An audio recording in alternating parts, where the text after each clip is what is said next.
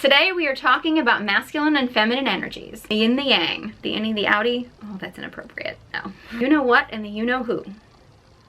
Okay, I'm gonna stop. This is getting ridiculous. If you want to know more about masculine and feminine energies and how they relate to everyday life, then just keep watching. Hello Starlets, I'm Sarah from Everyday Starlet. Welcome to my channel. We're here to inspire every woman to embrace her femininity and to be the star of her own life. If that sounds good to you, then be sure you hit that subscribe button. So today we are talking about feminine and masculine energy. I have become a little obsessed with researching this topic about the feminine and the masculine energies, and I just got so excited that I wanted to make a video and share with you what I've learned. The first thing I want to note is that we all, as humans, all have feminine and masculine energies within us. We all have access to either energy, and we can actually call upon them in the appropriate time whenever it's needed. We do all each have a core energy. In most cases, if you are female, it is a feminine energy, and if you are male, it is a masculine energy. So there are obviously exceptions, but in general, most people operate as their highest self when they are in their own core energy. The next thing to note about feminine and masculine energies is when I refer to energies, I'm not referring to the like stereotyped idea of like what is girly or like what is manly. Those are societal structures, and when I refer to feminine and masculine energies, I'm talking about things that are much more primal. They're much more internal. They're not, you know, they're things from like cave people times that had nothing to do with, you know, whether or not you drove a pickup truck or whether or not you wore spiked heels. Like, it really isn't about that surface stuff. You can use that surface stuff if those are things that interest you to, you know, help you tap into certain energies. But at the end of the day, you know, that surface stuff is not really it's not really your core. It's not really your energy. So like if a little girl likes to play with trucks or a little boy likes to play with dolls, it doesn't mean that they're not operating in their optimal energy. That really has nothing to do with it. Maybe they are, maybe they're not, but like that's just surface stuff. It really isn't necessarily a determining factor as to what energy you're in. You know, you can be a very you know, feminine looking woman and be operating from a very masculine place. I think a lot of us women have been in that position. I know I have personally. Or you could be a very manly man and you could be operating from, you know, a feminine place. I mean, it just, it really, the surface stuff isn't really a determining factor about your actual like core energies. Your choice of career is not really a determining factor. I mean, I would argue that you could be a very, you know, you could be a female auto mechanic and still be a very feminine woman, or you could be a male makeup artist and still be a very masculine man. Or maybe you're not, but it's not a determining factor. Those things are surface things or societal things. The next point I want to make is that masculine and feminine attract, as far as attraction, if you know what I mean. It's polarity. It's magnets. You know, some magnets attract, some magnets repel. Masculine and feminine energies are magnets that attract, whereas masculine and masculine would repel, feminine and feminine would repel. And again, this isn't strictly about the gender that you are. It is more about your energy. So in the same way that a woman could maybe be really caught up in her masculine energy, and if she is in a relationship with a masculine man, that's going to repel. You know, the same kind of thing would work in a you know, a homosexual or heterosexual type of relationship. It's strictly about energies and polarity. So to define the different energies, masculine energy is actually an energy of protection and providing. It's a very giving energy. It's about providing safety. It's about, you know, protecting their family, protecting their loved ones. It's a giving energy. It's about, you know, providing, which is hence why in the course of time, I know it's not as trendy right now for a man to be a provider, but that is one of the reasons why men have been providers for so many years, is because masculine energy tends to be a very giving energy. I will agree, I think in our society we've gotten away from that a little bit, but That's technically what it is. It's an energy of protection. It's an energy of providing. It's also an energy of purpose.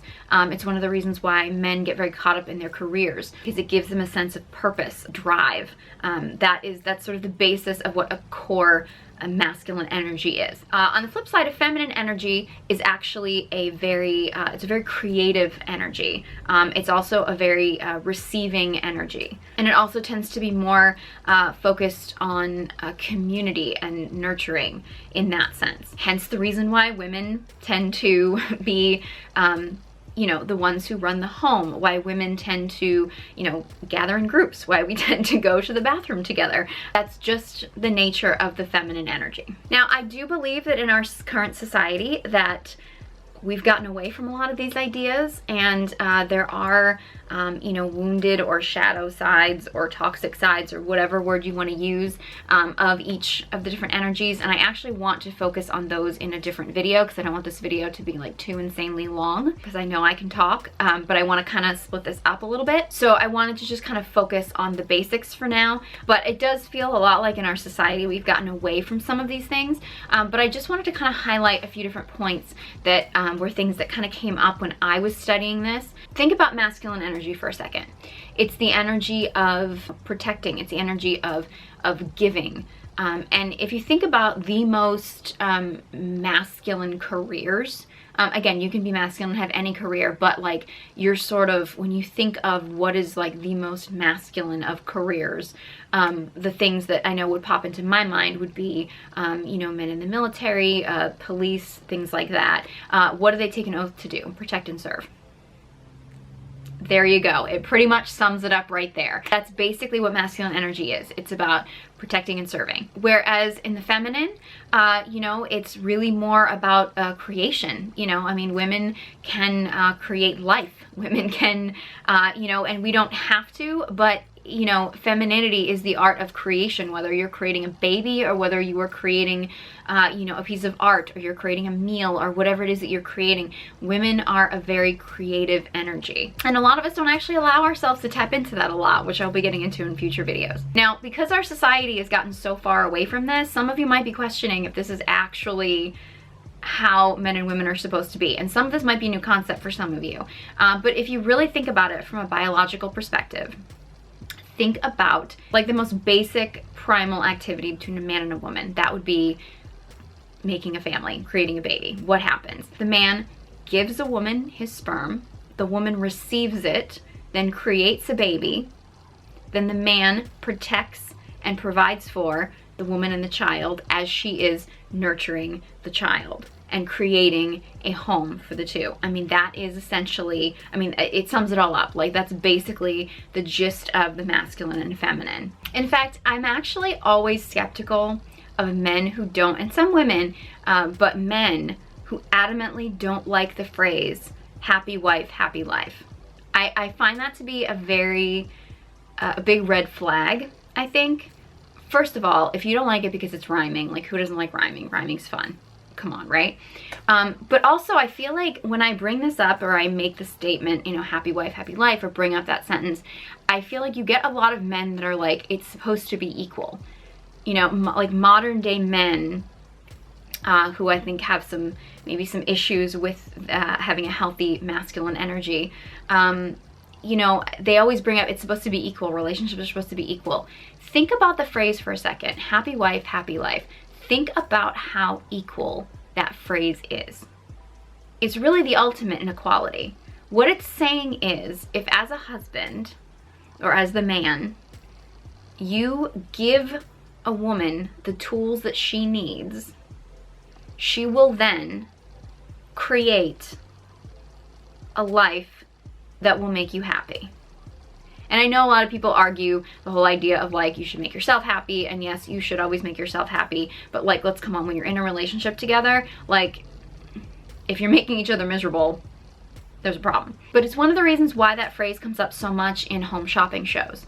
When people are actually like shopping for a home, it's like, really the concept of it is that the husband is like, well, happy wife, happy life. It's like, well, if I get her the house that she wants, then she will then take that and create a home for both of us. Like, that's really what the concept is. Like, it's not an uneven phrase. It's not like the husband should just do whatever the wife wants and he gets nothing out of the deal. Like, he gets a happy life. Like, that's the thing that everybody forgets. That everybody's like, no, it's not just that the husband has to like roll over and take it. It's basically that he basically gives the woman what she wants, and then the woman then creates something for the both of them. There's a really amazing quote.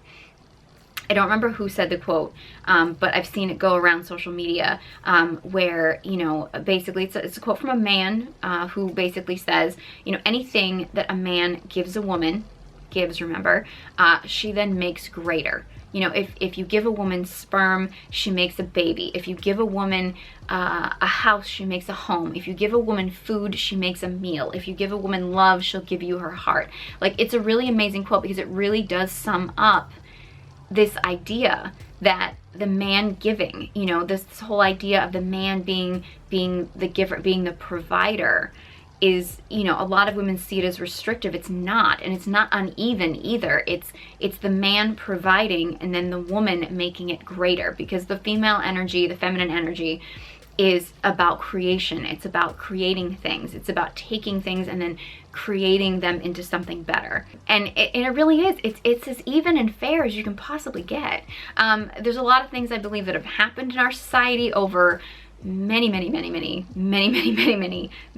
generations that has actually kind of gotten us away from that. And I am not dismissing situations of, you know, that there isn't a lot of, you know, toxic or wounded masculinity. Believe me, I'll be the first to admit there's some bad men out there. And I will also admit there are some bad women out there who maybe, you know, are not in a healthy place in their femininity. There's a lot of women who have a lot of issues with being in an unhealthy masculine place. So I'm not going to deny at all that, you know, as a society, we haven't gotten away from a lot of these ideas. And if some of these ideas are like, nope, not for me, not interested, that's fine too.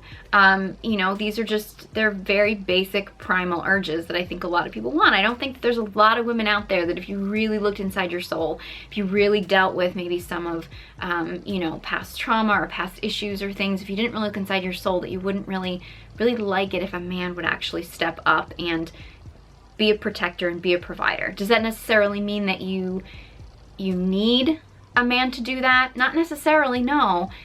But do we want a man to do that? I think a lot of us do. I know I do. I do want to make sure that I add a note in here, because I do believe that there are a lot of women who believe that being feminine or being in your femininity, and I'm not saying that any woman has to be. If you don't want to be a feminine woman, you don't have to be. Nobody can make you do anything. I'm just saying if that is something that you want to be, which is something that I really want to embrace. I love being in my feminine, and I've loved my recent journey of getting into my feminine, but there's a really, I think, an unhealthy idea in our society that being feminine or being in your feminine or being a feminine woman is very weak. And it's not weak. The feminine is not weak. You know, the feminine can create life. We can birth babies, and that doesn't mean that you have to in order to be a woman. It's just that you have the ability, like you have that in you. It's not weak at all. And I'm not saying that being the masculine is weak either. I mean, I think at the end of the day, I think they're both really necessary. And I think a lot of us are operating from a very wounded place. We don't really have a really healthy relationship with our masculine and feminine energies. And I think the world would be a much better place if we all really just like came to terms with, you know, a healthy masculine and feminine energies, and the healthy of either energy in all of us, but especially us actually connecting with our core energies. I have a lot of other thoughts on this topic, but those are just a few things that I really wanted to touch on. I have a lot of video ideas that I want to touch upon, talking more about my femininity journey. I want to talk more about you know, the concept of toxic masculinity, my thoughts on that, you know, on feminine energy, how feminism and being feminine kind of, you know, how they relate to each other, which, you know, sometimes they work together, sometimes they don't. A lot of other topics. So if this is something you guys are interested in, please let me know. If you guys have any questions about this stuff, please let me know. If I don't actually have the answers, because I obviously don't have every answer to everything, but you know, I can look it up. I can ask people. I'm definitely in the midst of doing my research about this topic.